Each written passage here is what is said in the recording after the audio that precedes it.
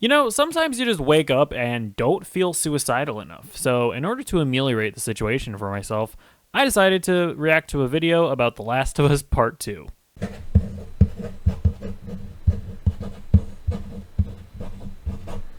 Yeah, so this video was in my recommended feed, and just judging by the title, I think it was like, Joel did nothing wrong or something. I suspect I'm gonna get triggered by it. I don't know if I don't know, this is blind reaction, but let's hit play and find out.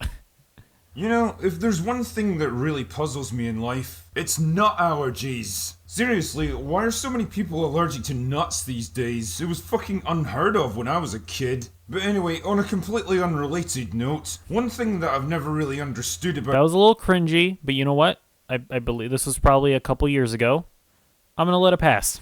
media analysis is this overwhelming need that people have to lock down every single aspect of a story. Like, they can't rest until they've resolved every question and rationalised the meaning behind every decision. Now don't get me wrong, delving into the deeper meaning hidden within a story can be a rewarding exercise, and it's good to explore what creators were trying to do or say when they made their products. The problem is that not every product holds up to that level of scrutiny, because let's be honest, some of them just aren't that fucking smart to begin with. And if you find yourself putting more thought and effort into your analysis than actually went into the thing you're reviewing, well, there's a good chance you're wasting your time. Gosh, I'm currently doing a Star Wars rewatch, or like chronological walkthrough.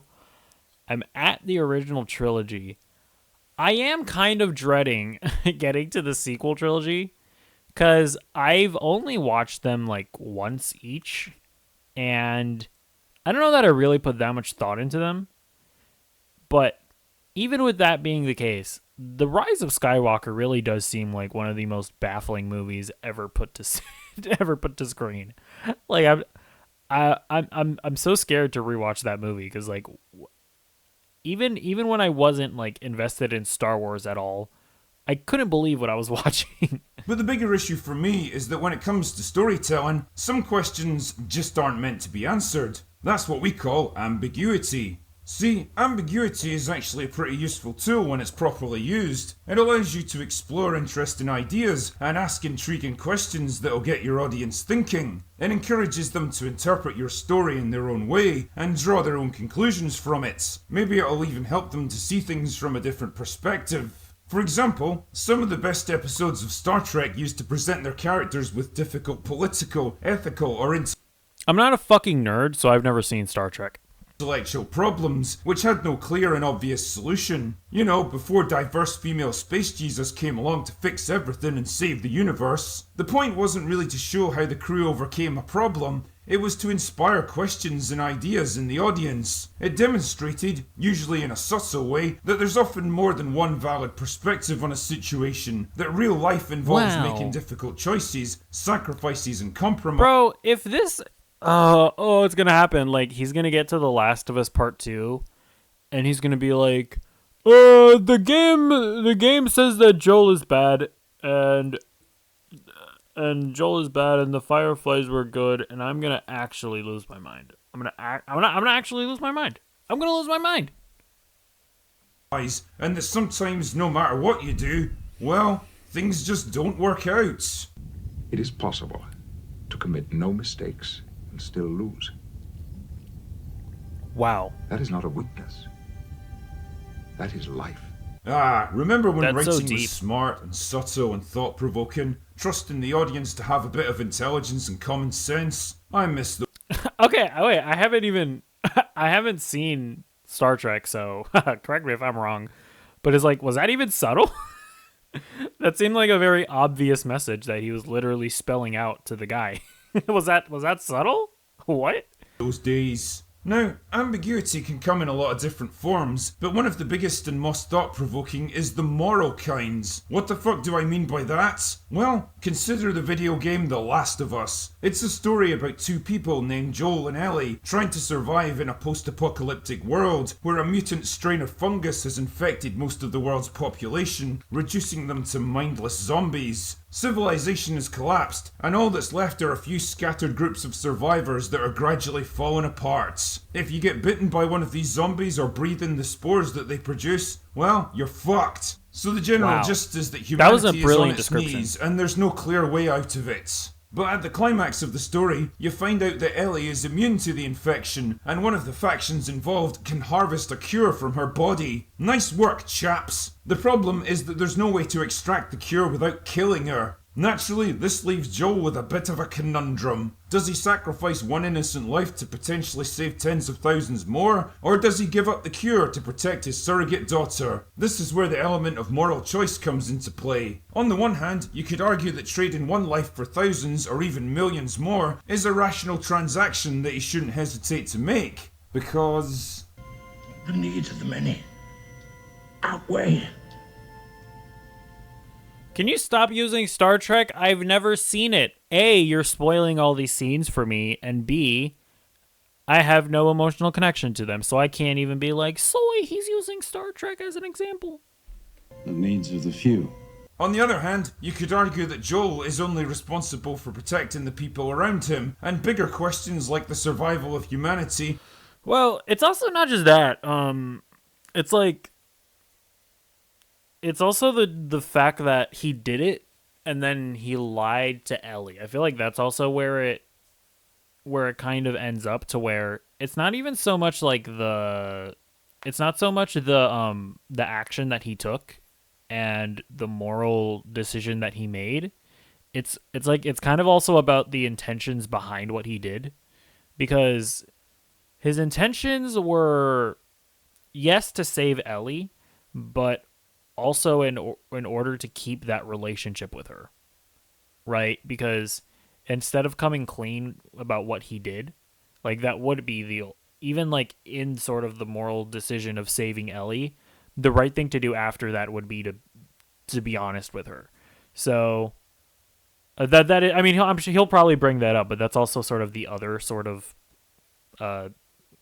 aspect of the situation. Are simply too huge for him to control. You could also reasonably argue that killing an innocent person for any reason at all is morally wrong, and therefore he couldn't allow it to happen. And that's not even mentioning the fact that Ellie isn't even aware of this situation, and so isn't able to make the decision for herself. Like I say, there's lots of different perspectives on this one, all of which have some degree of merit, and which one you consider to be correct kind of depends on your own personal outlook and worldview. The point, though, is to present the audience with a difficult moral problem that has no obvious solution, and encourage them to ask themselves, what would I do in that situation? Wow. In the end, it's not a choice that the player actually gets to make in Let me guess, that's not what The Last of Us Part 2 does, is it? Let's see what he says. context of the game. Joel chooses to stop the procedure and rescue Ellie, killing those who try to stop him, sacrificing the prospect of a cure, and possibly condemning thousands of people to their deaths. Why?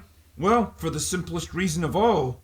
He loves her. In the course of the story, they've saved each other's lives, they've fought and killed for each other, and they've grown to love one another. They've formed a bond that can't be easily broken. Just as no father would be willing to kill his own daughter, so Joel refused to give up Ellie's life, no matter the cost. So he saves her, and he even lies about what happened to spare her the guilt, shouldering the burden for himself. The game No, that's not why he lied. That's not why he lied, or at least, okay. But yeah, I mean, this is what makes the game great. Everybody has their own interpretation, but I don't think that's why he lied. He lied because he knows that if he knew that if he told her the truth, that he would risk losing, like, his relationship with her. ends with the two of them facing an uncertain future, Because he knows that Ellie would have chosen to give up her life. but prepared to take it on together. Were Joel's actions correct from a moral perspective? Well, not really. He killed people to rescue Ellie. Okay, here's the thing. I actually, at least from my point of view and my code of ethics or whatever, I actually think that Joel's decision at the end was absolutely the right thing to do, because you should not kill an innocent person, even if it is to make a cure for, like, all of humanity. If you don't give that person the choice to make that decision, that is an immoral act, in my opinion. And it is, like, it is like morally reasonable for Joel to like kill the Fireflies in order to save Ellie, because at that point I would almost like that's basically self-defense in my book. So I don't even like, the interesting thing about The Last of Us is that aside from, well, no, because I think he did a wrong thing by lying to Ellie, but the act itself, in my opinion, isn't even all that morally ambiguous. Like, as to me, it's not. It's like not even a, like, there's like barely any moral ambiguity in The Last of Us, at least for my book. Like, yeah, we went there to save Ellie. We had to save Ellie. It is a justified act. It's an ugly act. It doesn't feel great that's what we had to do, that we had to sacrifice the cure. But it was absolutely the correct thing to do. In my opinion, when you get to The Last of Us Part 2, The Last of Us Part 2 is far more morally ambiguous, because Abby's initial action, probably not justified, maybe justified. I mean, he did kill her dad. Did he have to kill her dad? Like, did he have to kill, like, he didn't have a gun or anything. Although, actually, no, he had the knife, and he was, I actually don't think you can get past the guy with the knife, right? I don't think you can get past Ellie's dad without killing him. That might be the case. So, never mind. Even there, like, Abby's action probably isn't defensible. But then once you get to Ellie, and Ellie going on her journey of revenge, that is far more morally gray. Is revenge justified? Is her, like, would Joel even want her to do that? When she goes on her path of revenge, most of the time probably people are the ones that are attacking her. But is she doing the wrong thing by even going out to get the revenge? So, like, to me, The Last of Us Part 2 is far more morally gray. Like, are Ellie's feelings valid? Like, her anger towards Joel? Like, to me, The Last of Us Part 2 is far more morally gray than the first game. Condemned many more to death in the future, and he lied to her about the whole thing. Those actions were all morally wrong, but they were also completely understandable given his situation and consistent with everything. Now, I think that's kind of cap. The idea that Joel would just wanted to take the burden off of her. I don't know. I don't know if I buy that. I mean, now that I think about it, I don't think that's like an unreasonable read of the games, but I just don't buy it. I think he did it for, like, selfishly, to be honest. Everything we know about his character, and in the end, the game neither condones nor condemns him for it. That is the power of ambiguity in storytelling. The writers of the game were smart enough not to make arbitrary judgments about Joel's decision, or try to lecture us about what he should have done, because they knew they didn't have to. It was better and smarter and more appropriate to ask the question and allow the audience to find their own answers. What makes the ending of this game even more interesting is the subtle implication that Ellie kind of knows she's being lied to. I mean, look at her facial expression here. Does this really look like someone who totally believes what she just heard? But just like Joel, she's prepared to play along with the lie to spare him further. Yeah, I'm like, I don't think that the ending of The Last of Us is really all that ambiguous at all. It's like really obvious that Ellie doesn't buy what Joel is saying. And the idea that that's never going to come to any conflict later in the future is like the most unrealistic fairy tale fantasy nonsense I think I've ever heard in my entire life. In what universe would a relationship built on lies and deception, like, not eventually either, like, end or just have, like, severe problems? The idea, like, The Last of Us Part 2 is, like, such an obvious next step of this story. Like, the idea that killing off the Fireflies and taking away the cure from humanities wouldn't have consequences is pretty silly. The idea that lying to Ellie like that and her obviously not buying it, the idea that wouldn't have consequences is ridiculous. Like, the idea that the ending of The Last of Us was, like, so ambiguous and that it was going to be happy, or that, it was ambiguous, like, maybe it ended happily ever after. Like, That is so. That's just silly to me. I don't know.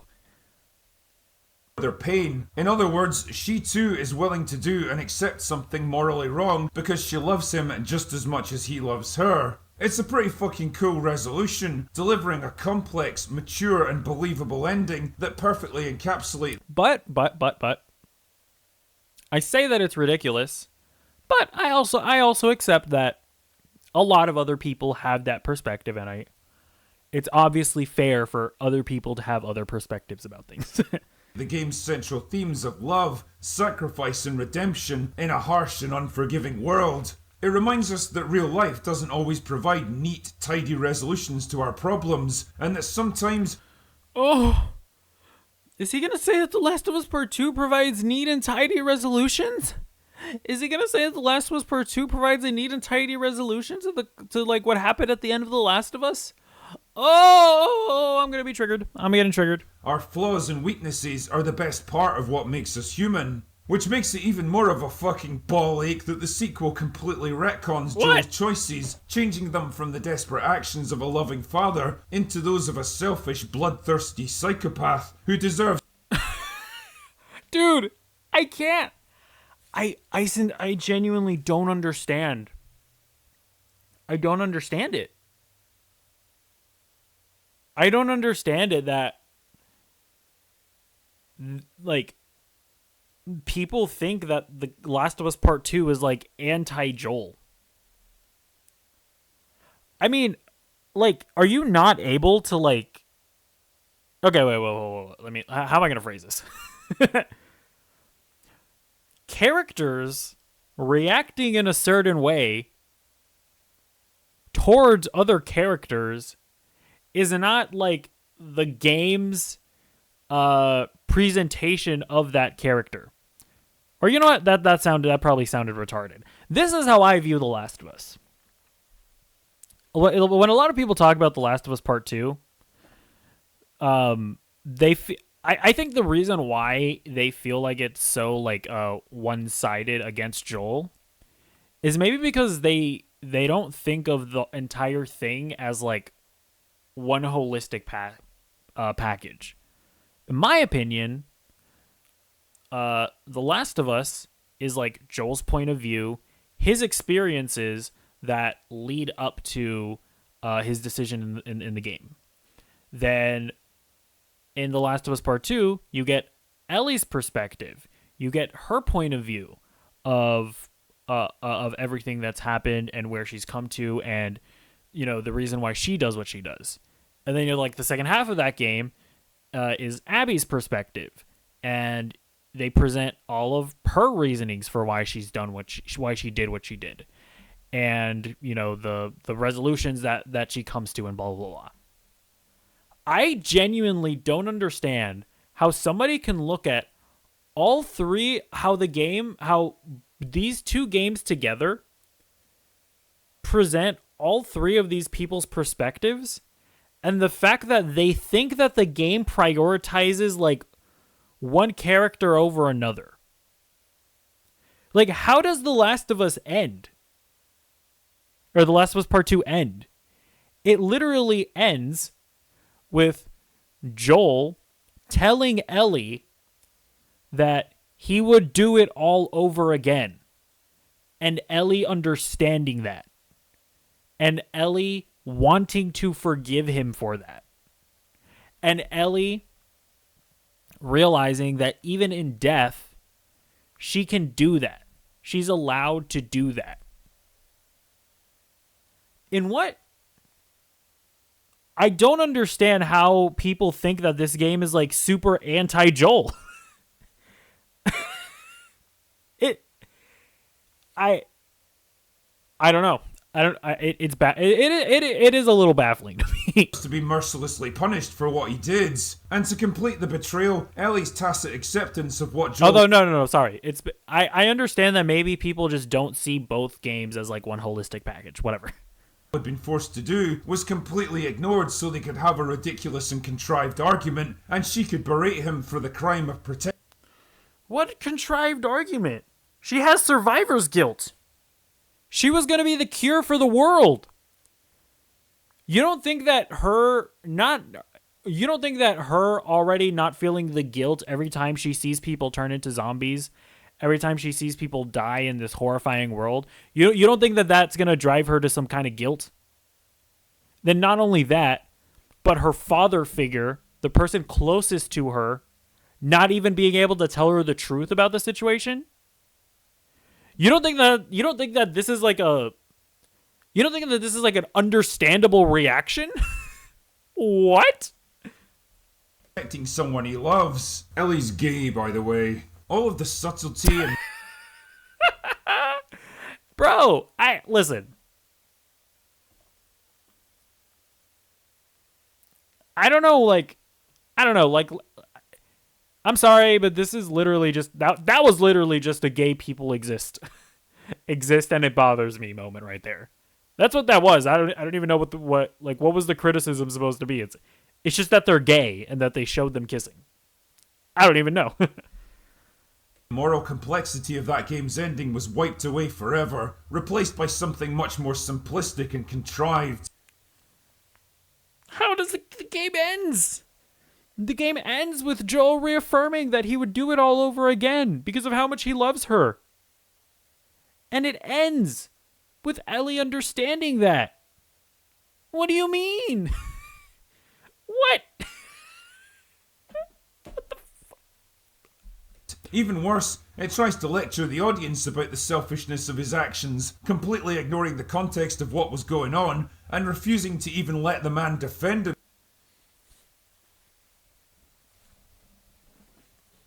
He didn't finish the game. He didn't finish the game. He didn't finish the game. He didn't finish the game. He didn't finish the game. He didn't do it. He did not finish the game. Himself. The point I'm making here is that one game was smart and confident enough to deliver a morally ambiguous ending, trusting the audience to make up their own minds, and the result was one of the most talked about games of its generation. The other ones saw fit to undermine it and I mean, listen. Say what you will, this was also one of the most talked about games of the generation. disrespect the character for the sake of some cheap melodrama, and it was widely... Oh my god, I don't understand how people think that he was disrespected. I genuinely don't. Literally, the focal point of the game is about getting revenge for his death. How is that disrespecting the character? What? What? berated by gamers as a result. All the fake awards in the world doesn't make up for the fact that nobody liked your fucking game, Neil. Ellie's gay, by the way. But this kind of ambiguity... He's really triggered by that. Oh my gosh. It's just like, no, a lot of people like the game. I don't know. I liked it. I'm one of those people. apply to moral judgments. It can yeah, work. it's also just one of the... This is really just one of the most toxic aspects of, internet discourse, where it's just, this weird vitriol towards, differing opinions. To be clear, I know I'm screaming and shouting and whatever, but I think I've said multiple times that, yeah, obviously this is, his perspective. I'm not saying it's not valid, but it's just, yeah, people like the game. The game got good scores, got good reviews. They're not fake. You really can't handle somebody disagreeing with you that badly. I don't know. That is weird to me. Just as well for a character's whole sense of identity. Like at the end of the movie Blade Runner, where I haven't Deckard seen this has spent either. most of the film I'm getting hunting spoiled. down and killing replicants that have developed free will and turned against their human masters, only for the movie to suggest that he I actually takes don't want to. ambiguity I actually don't want as to the watch this. series of events from a desperate. I want to watch Blade We've Runner seen at some this kind point. of thing plenty of times before, so it's not exactly shocking. But the movie goes one step further by getting Arthur involved in an escalating series of events, from a desperate act of self-defense that sparks a growing revolution, to killing a man on live TV, to getting arrested and ultimately freed by rioters that have taken over the entire city. The film ends with Arthur in a psychiatric hospital with no real explanation of how he got there, causing us to question how much of what we've seen actually happens. Did Arthur fantasize about appearing on TV and killing the talk show host? Did he imagine the rioters freeing him from that police car? Or was the entire movie simply the product of his own tortured mind? The film doesn't provide any concrete answers to these intriguing questions, because once again, Are these even like moral questions? Why is this even applicable to The Last of Us? Like, did he just want to use this as a moment to soy out over Joker? it absolutely doesn't need to. The point of the movie is that it's told by the most unreliable of narrators. It's an insight into the fractured mental state of a man who increasingly struggles to separate fantasy from reality. And what better example of this is there than making the audience doubt everything that they've seen? Just like The Last of Us and Blade Runner, this ambiguity was deliberately worked into the story to inspire speculation and conversation. It challenges you to question your assumptions and reassess your understanding, and perhaps see things. Okay, here's the thing. I'm not gonna lie. I'm gonna be upfront about something here. The Last of Us Part 2 is probably like my... it is my favorite piece of media ever of all time, of any movie or TV show or video game. Or any book, of any comic book, of any radio drama, of any funny pages. So like I've literally never consumed any piece of art that has like taken me on a journey that made me question myself more than The Last of Us Part 2. Like the genuine like never has there ever been a game that has made me feel genuine raw emotions like The Last of Us Part 2. Like, I could go on and on, but like the genuine anger that I felt after the death of Joel, then the sheer determination that I had on my revenge quest, and then not even so much like the understanding of Abby's point of view, but just sort of like the realization that it just isn't worth it, and it probably just isn't even what Joel would want. Like, I've literally never... the idea that, like, The Last of Us doesn't... or The Last of Us Part 2 doesn't provide multiple different points of view from an objective stance, that is wild to me. It just is. I don't I sincerely don't believe that The Last of Us Part 2 is saying that, like, Abby was in the right or wrong, that Ellie was in the right or wrong, or that Joel was in the right or wrong. All The Last of Us Part 2, The Last of Us Part 1 and Last of Us Part 2, all these games do is present to you why these characters do the things that they do. Like, I don't know. And obviously a lot of people disagree. Like, I sincerely did not come out of The Last of Us Part 2 being like, oh yeah, Joel is obviously the bad guy here. But that's just me. From a different perspective. And you know what? That's a good thing. Yeah, ambiguity doesn't work in every situation, and there's definitely times when you need to provide your audience I would argue that that Darth Vader was the good guy. With genuine answers instead of vague implications. But the point I'm making with all of this is that ambiguity is an extremely useful tool for any storyteller, and if it's used properly, it can produce characters and narratives that'll keep people interested and engaged for generations. Wow. And like I said at the start, sometimes it's enough to recognise that some questions just don't need to be answered. Anyway, that's... What question was answered, though?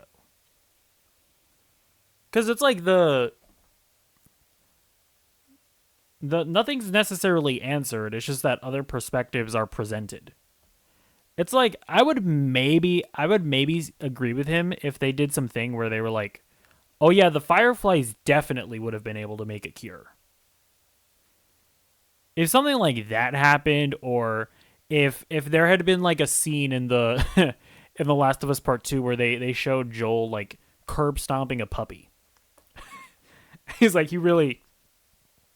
Like, if they had presented something that we didn't see in The Last of Us Part 1 that made Joel, like, actually, like, an awful, like, poo-poo caca human being, then I would, like, maybe see where he's coming from. But it's like, The Last of Us Part 2, it doesn't really present you with, like, any new information regarding Joel. It's just showing us the perspectives of the people that we saw him do the things that he did too. So, I don't know. That's all I've got for today. Go That's away all now. he has for today. And yeah, that's about all I have for today as well. I guess to wrap things up, Last of Us Part 2 is a perplexing one. I just have such a different perspective on it than I think a lot of other people do. I just sincerely don't think that Joel is presented as a bad guy. I think when you take Part 1 and Part 2 together, you're just seeing 3 characters going through journeys, and the game sort of tells you, like, it does show you why they do the things that they do, but I don't think that it definitively makes it seem like any of these people are like 100% in the right or are 100% in the wrong.